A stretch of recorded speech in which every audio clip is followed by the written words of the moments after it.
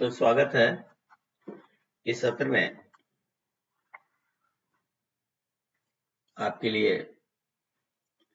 Gupta as के साथ history का टॉपिक।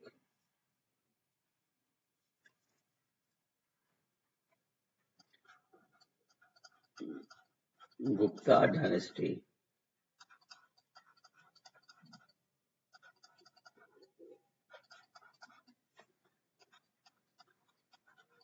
गुप्त साम्राज्य। ठीक है, ये जो गुप्त साम्राज्य था वो गुप्ता डायनेस्टी या गुप्ता एज जिसको बोलते हैं।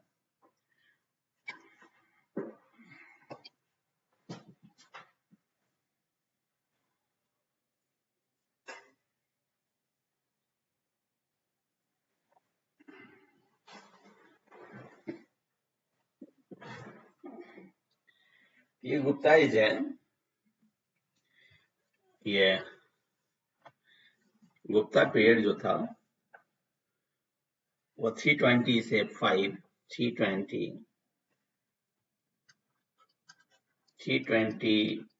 एडी से 550 एडी के बीच में।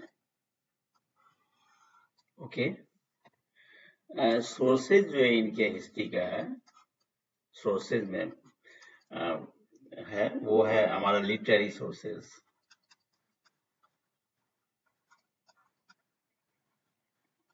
लिटरेरी सोर्सेज, ठीक है। अब जो लिटरेरी सोर्सेज हमारा लिटरेरी सोर्सेज में जैसे फाइयान प्लस इसिंग का फाइयान जो है, सॉरी, लिटरेरी सोर्सेज पुराण हुआ, पुराणास पुराण हुआ आपका। फिर संस्कृत वर्क्स भी है,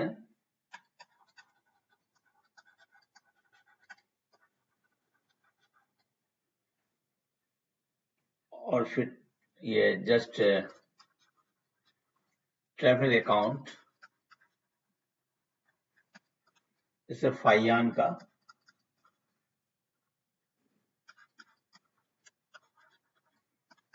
प्लस इत्सिंग का regarding the socio economic, culture, art, architecture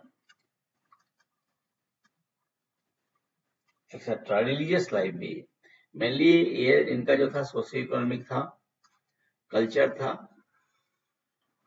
और ये एक्चुअली मेनली नहीं था, रिलीजियस था, स्पेक्ट्रम था। यानी कहने का अर्थ हुआ कि जो लिटरेरी सोर्सेज हैं, लिटरेरी सोर्स और खासकर जो है वो जो ट्रैवलिंग अकाउंट्स है फाइयान का एंड प्लस इत्सिंग का, ये हमारी सामाजिक,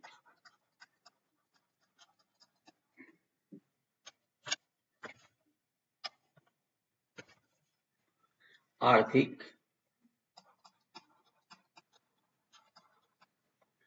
सामाजिक, आर्थिक, धार्मिक, सांस्कृतिक अवस्था का है। उसके बाद जो लिटरेरी सोर्सेज के बाद जो नंबर आता है सोर्स का, वो है हमारा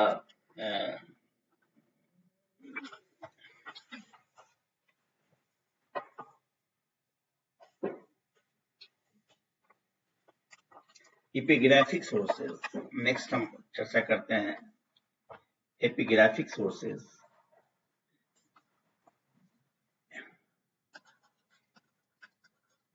एपिग्राफिक सोर्सेज, ठीक है। और ये एपिग्राफिक सोर्सेज में क्या है, इलाहाबाद पिलर इंस्क्रिप्शंस है, आपने सुना है इलाहाबाद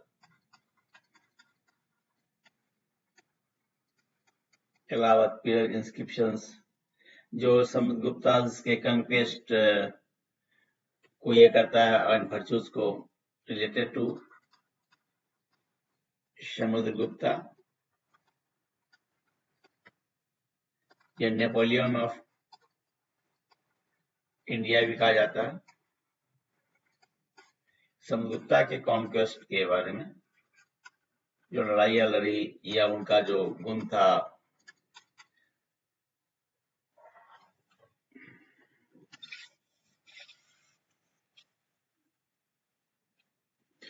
इलाहाबाद पिलर इंस्क्रिप्शन जो समुद्रगुप्त का था। नेक्स्ट टू दैट मैं आता हूं मेहरौली इंस्क्रिप्शंस। मेहरौली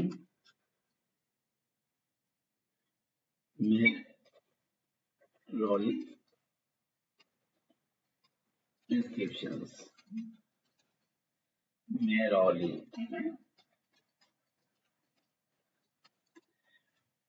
और जो मेहरौली इंस्क्रिप्शंस है, ये रिकॉर्ड जो है चंद्रगुप्ता का एसिमेंट है। चंद्रगुप्ता एसिमेंट अकाउंट्स को देता है। फिर हमारा ईरान प्रशस्ति भी है।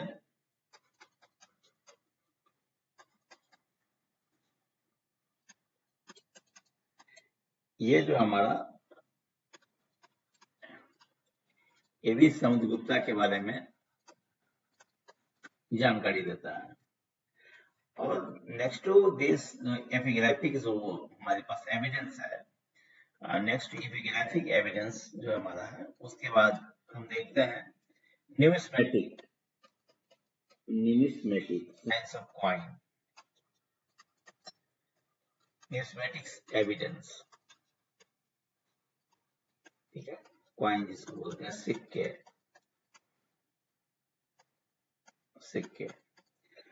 अब ये जो जैसे कॉइन्स जो है वो आपका लिगेंड को दर्शाएगा, मूर्ति रहती है, सेक्रीफाइसेस हैं, ये सब चीजों को हमारा कॉइन्स से होता है, सिक्के से।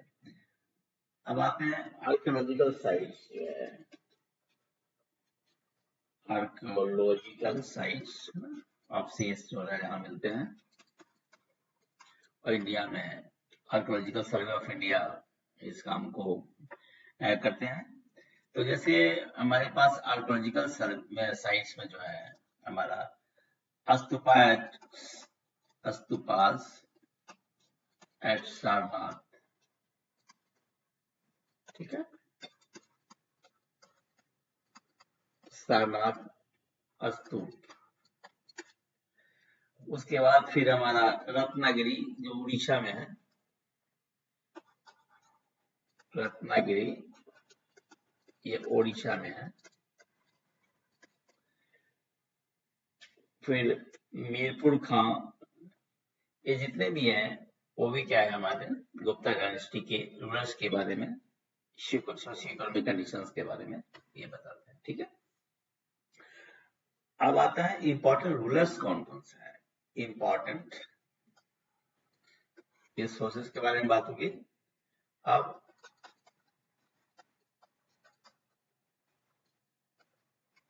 इंपॉर्टेंट, इसके बारे में पहले बोल दूं मैं कि गुप्ता डायनेस्टी को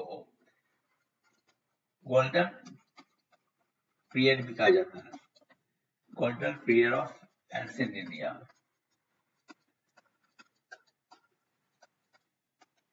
प्राचीन भारत का स्वर्ण काल। ठीक है, अब इंपॉर्टेंट रूलर्स में पहले देखते हैं श्रीगुप्ता को।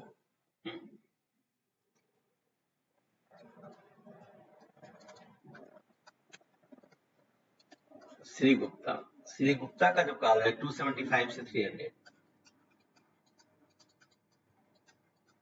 AD। ठीक है,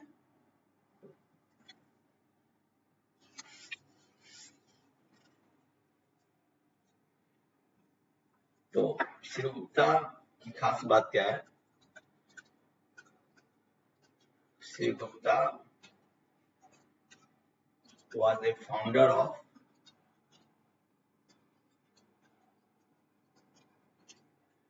Gupta dynasty।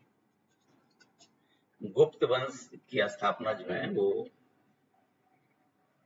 श्रीगुप्त ने किया था। अब क्या है, नेक्स्ट है चंद्रगुप्त।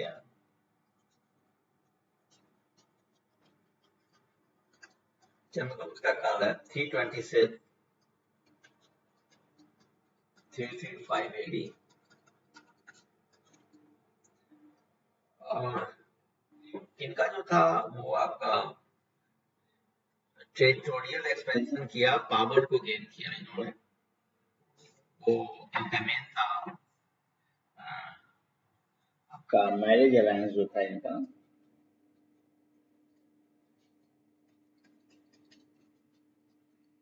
इम्पोर्टेंट था। जैसे अलायंस इनका जो है लक्ष्मी प्रिंसेस कुमार देवी, ठीक है, married to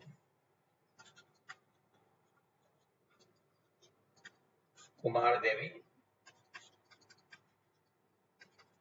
Lakshmi princess.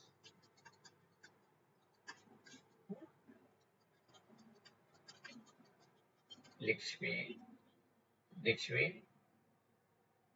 Rajkumari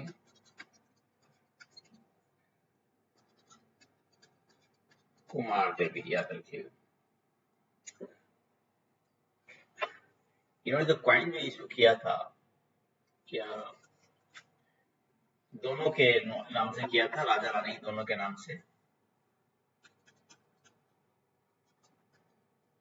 issued coins in the names of the king and the queen.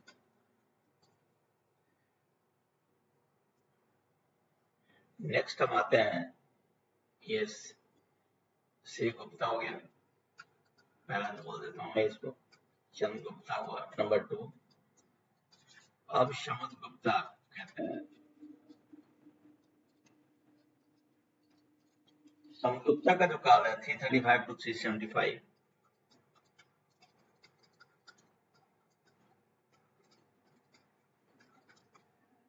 और मैंने पहले भी कहा था कि he is known as Napoleon of India.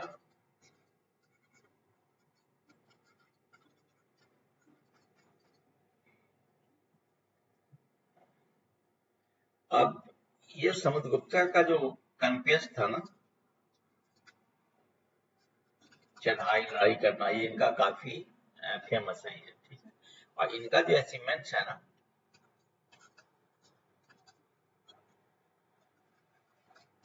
Chandragupta Maurya का, वो इलाहाबाद पिलर इंस्क्रिप्शन में है। इलाहाबाद पिलर इंस्क्रिप्शन में है। और ये एक पोएट इनके समय में था, हरिसेन।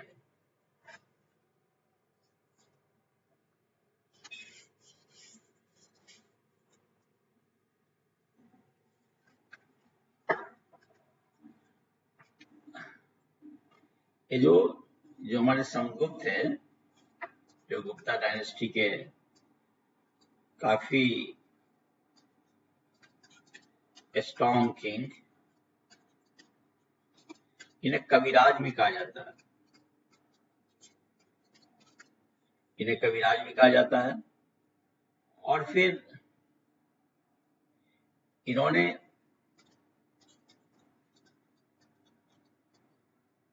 अश्वमेधा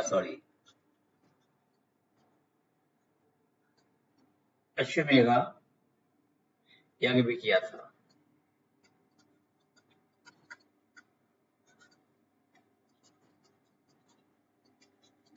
अश्वमेध यज्ञ।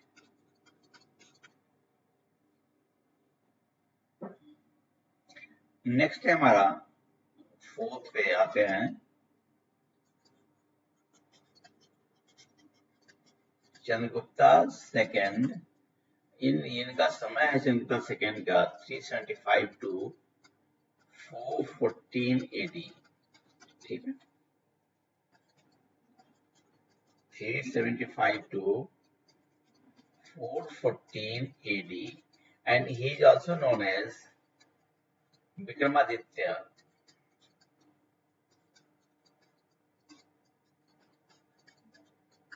ये भी प्रश्न पूछा सकता है कि विक्रमादित्य किसे किन्हें कहा जाता है। ये आपका चंद्रगुप्ता सेकंड हुआ ये। इन्होंने क्या इनका जो इनके समय का जो मेन जो इवेंट्स है, हैपनिंग्स है, वह है डिफीटेड साकाज, शक को हराया था। ठीक है, शक था शक को। इनके समय में क्या था, नेक्स्ट पॉइंट ये भी था कि 9 ज्वेल्स रहते थे, 9 रत्नास, 9 जेम्स इनके कोर्ट में।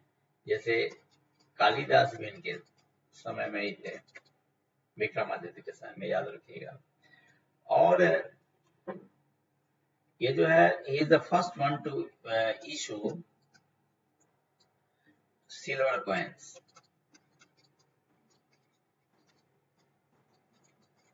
First one two issue silver coin ये था हमारा।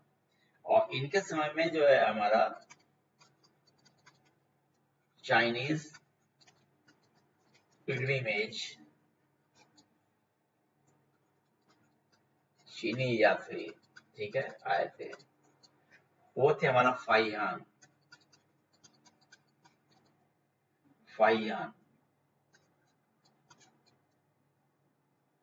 नेक्स्ट आते हैं, नेक्स्ट रूलर हमारे हैं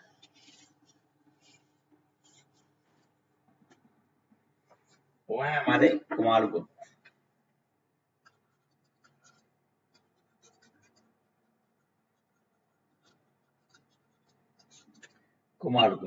ठीक है। और कुमारगुप्त को महेंद्रादित्य भी कहते हैं।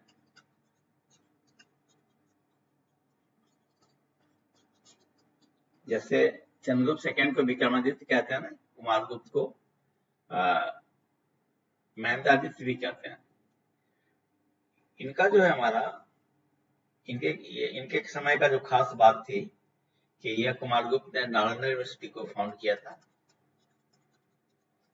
नालंदा यूनिवर्सिटी, ठीक है।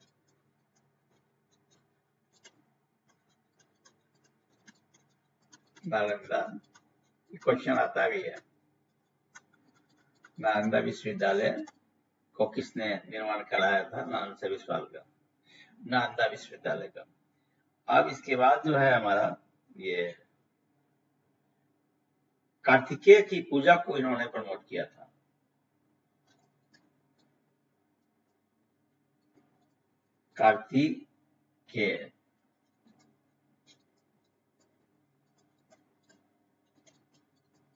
कार्तिकेय की पूजा को प्रमोट किया था कुमारगुप्त ने। और इस पर जो अटैक हुआ था, अटैक्ड बाई हुनाज, हुन का अटैक हुआ था। और इनके समय का जो इंस्क्रिप्शंस है तो वो आपका वो है मेंदशोर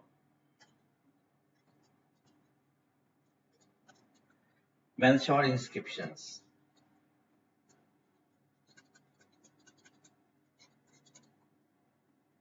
उसके बाद एक नेक्स्ट है अस्कंद गुप्ता।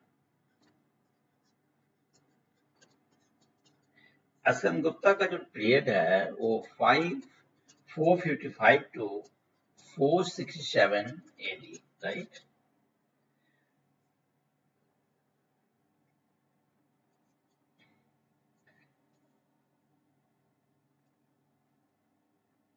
अब इन्होंने क्या है, इनके खत में खास बात यह थी कि डिफिटेड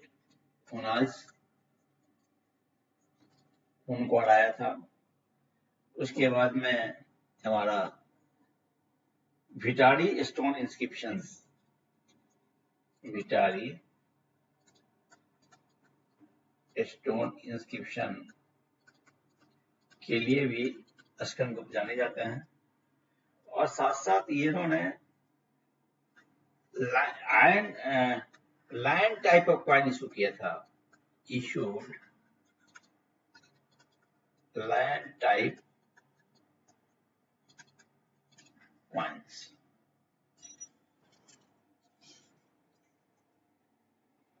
ठीक है। अब जो हमारा जो ये चीजें हुई, this is all about the different rulers of the Gupta dynasty. अब थोड़ा इनके फीचर्स को जान लें, विशेषताएं इनके समय में क्या क्या जो फीचर्स थे उसको देख लेते हैं। जैसे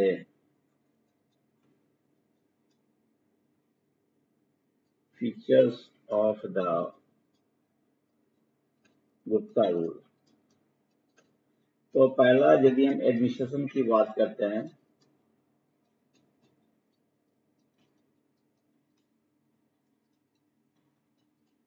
शासकीय व्यवस्था की बात करते हैं, तो हमारा जो मोनार्की था, मोनार्की, ये मोनार्की जो था वो डिसेंट्रलाइज था। एक खास बात थी, ऑटोक्रेट नहीं थे जो थे।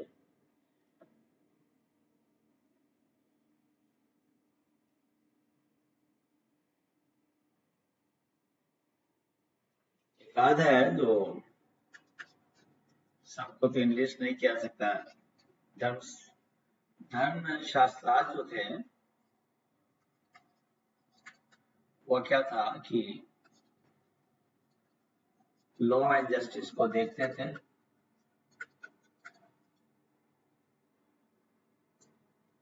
इनके जो समय में था, जैसे लैंड रेवेन्यू,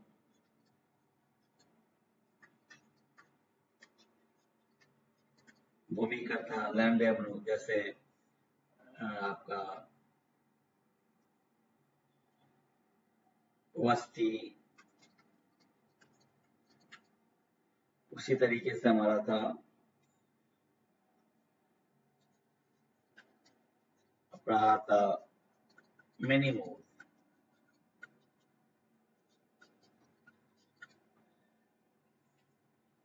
यदि हम सोसाइटी की बात करते हैं, सोसाइटी में क्या था कि ये हमारा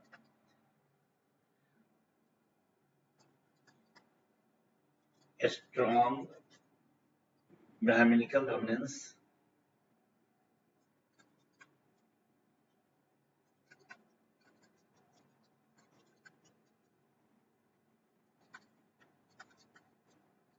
जिसे हम ब्राह्मणवाद,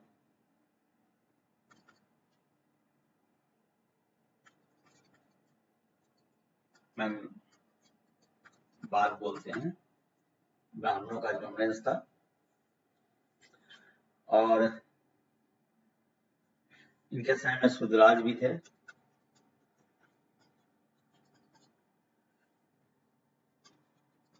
इंटर कास्ट मैरिज का भी प्रोविजन था। स्लेवरी भी थी, दास प्रथा, और अनटचेबिलिटी भी था। ठीक है। अंतर जातीय विवाह,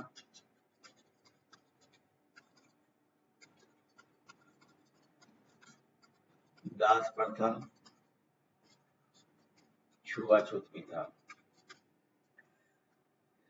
सोसाइटी की जो बात आती है, और एक खास बात यह है इम्पोर्टेंट, जो कास्ट जो जाती है वर्तमान में, कास्ट जो रिकॉर्ड रखते थे, रिकॉर्ड कीपर्स, वो गुप्ता पीरियड में ही इनका ये इवोल्यूशन हुआ था, याद रखिएगा। अब यदि हम महिला की बात करते हैं, तो महिला का क्या था, तो यहाँ पे क्या है, सती भी था, पोलीगेमी भी था, ठीक है।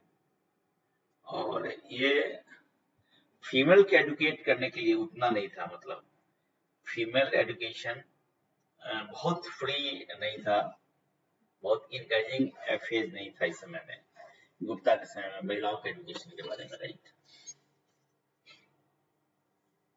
यदि हम इकोनॉमी की बात करते हैं, अर्थव्यवस्था की बात करते हैं, इकोनॉमी अर्थव्यवस्था की यदि हम बात करते हैं, तो इकोनॉमी का था कि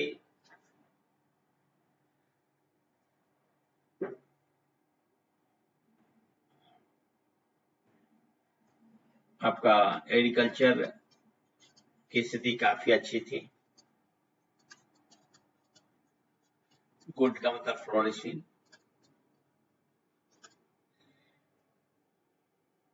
उसके बाद में जो था ट्रेड जो था वो भी ठीक था, कंट्री के अंदर भी और साउथ ईस्ट एशिया के साथ भी था ये।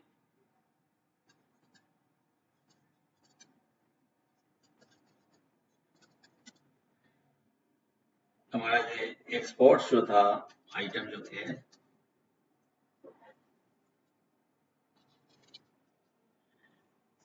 जो जो मतलब क्या कहिएगा उसको, हम लोग निर्यात जो करते थे, एक्सपोर्ट्स जो आइटम थे वो हमारा टेक्सटाइल्स था, याद रखिएगा, फिर परफ्यूम्स था, स्पाइसेस थे, फल्स था, और इंपोर्ट्स में गोल्ड, सिल्क, कैम्फोर्ट, इंपोर्ट जो आपको जरूरत होती थी, भारत जो आयात करता था, इंपोर्ट्स के जो आइटम थे वो सोना, सिल्क और कैम्फोर्ट।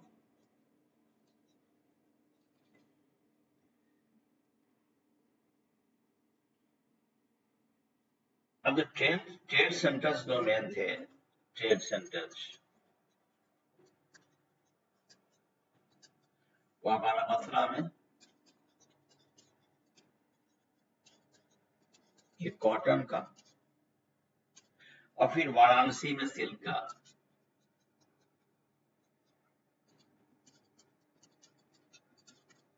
ये बोलते हैं बनारसी सिल्क। फिर नेक्स्ट आते हैं कि गोल्ड कॉइन्स जो था इशूड, गोल्ड कॉइन्स जिसको हम दिनार बोलते हैं, याद रखिएगा, ये पूछता है क्वेश्चन, दिनार्स किसको बोलते हैं, गोल्ड कॉइन्स को याद रखिएगा। स्वर्ण सिक्का,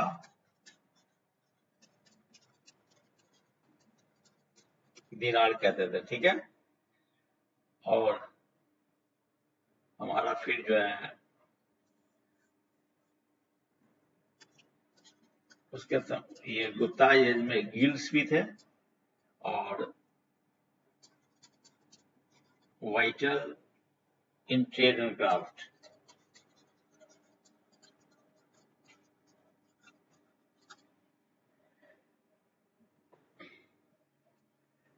फिर ट्रेड का बाद में डिक्लाइन भी ट्रेड हुआ, स्वाभाविक है कि राइज होगा तो वो फॉल भी होगा। अब आती है बारी जो हम लोग करते हैं चर्चा, कुछ जो है हमारा जैसे आर्यभट्ट वगैरह थे की बात हम करते हैं, आर्ट एंड आर्किटेक्चर पढ़ाते हैं, आर्ट प्लस आर्किटेक्चर के लिए भी जाना जाता है Gupta dynasty. Art and architecture में जो था हमारा वो इंडिजिनस इंडियन स्टाइल्स था, इंडिजिनस स्टाइल, ये हमारा नागर शैली,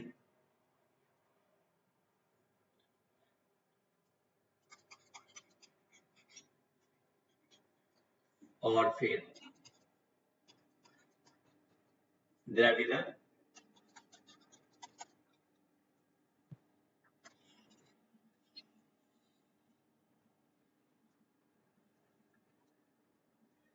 फिर उस समय म्यूरल्स भी थे, म्यूरल जैसे अजंता,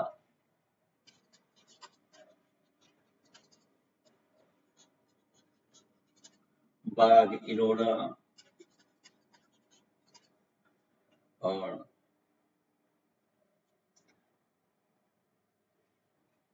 फिर यदि हम टेम्पल्स की बात करते हैं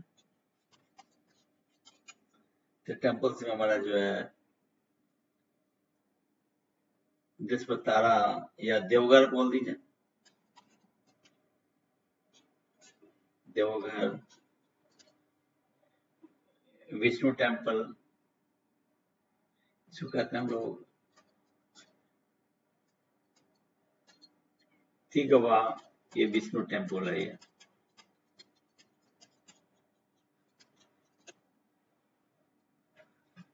और एम्फेसिस क्या था आर्ट के आर्किटेक्चर में,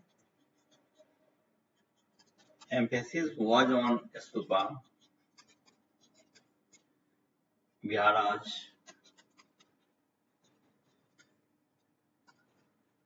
चत्यास और rock cut caves as well. तो याद रखिएगा, stupas, viharas, chaityas and rock cut caves. अब फिर हम देखते हैं लिटरेचर प्लस लर्निंग की बात हम करते हैं। जैसे हमारा जो ये बताया गया था कि 9 रत्न रहते थे, जैसे कालिदास भी इसी समय में थे, कालिदास जिन्होंने अभिज्ञान शकुंतलम को कंपोज किया था, ठीक है। मेघदूत को भी किया था, याद रखिए कालिदास का जो है मेघदूत,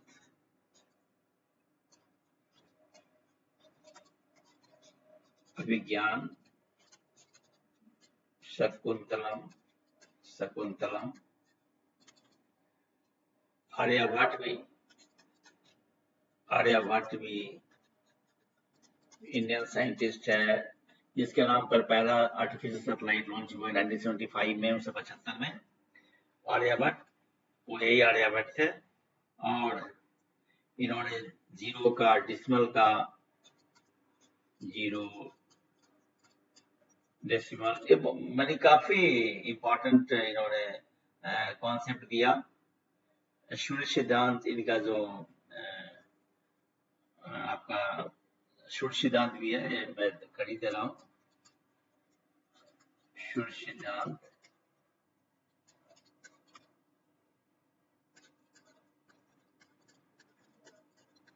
सूर्य सिद्धांत। फिर हमारा ब्रह्मयादा भी इन्हीं के समय थे, ब्रह्ममीरा,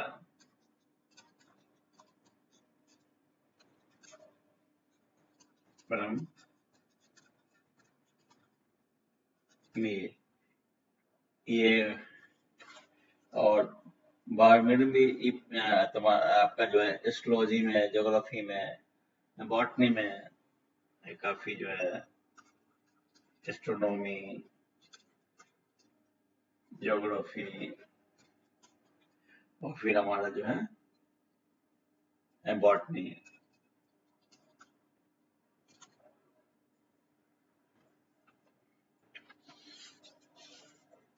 ब्रह्मगुप्त भी गुप्ता पीरियड में ही थे, याद रखिएगा।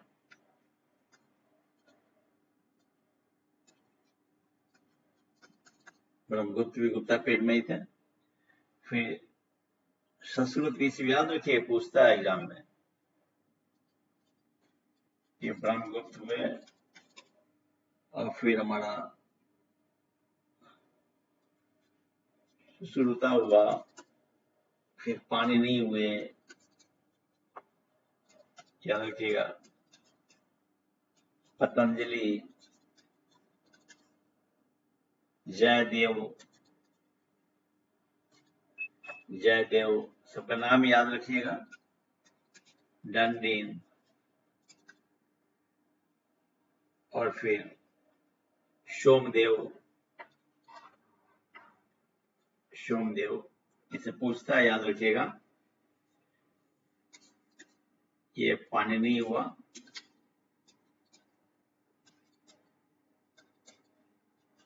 पाणिनि, फिर पतंजलि,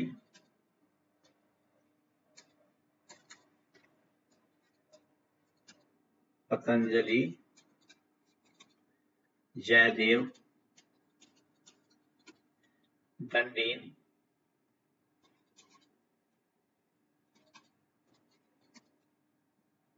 दंडीन,